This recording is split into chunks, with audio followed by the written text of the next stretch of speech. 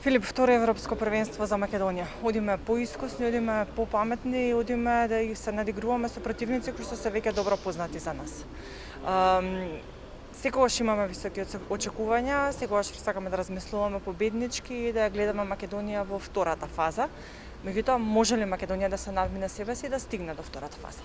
Нормално дека може и мислам дека тоа размислување е нормално и од наша страна и од страна на македонската јавност. Се спремаме 2 месеци, не може да размислуваме поинаку никако. Искуство да, идеме со еден степен на искуство повеќе, бидејќи е второ европско. Финците ни се навистина добро познати и должници ни се од првото европско. Па да видиме, сега тренираме напорно, фала Богу немаме никакви повреди.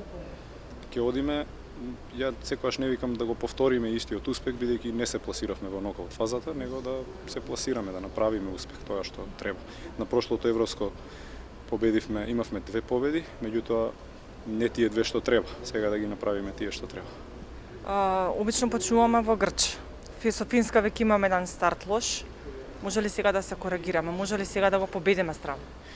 Тоа е тоа, дека имаме сега искуство на второ европско. Стварно почнавме баш против Финска на првото европско, баш во Грч. Дури водевме во првиот сет, се сеќавам, па изгубивме во последните поени.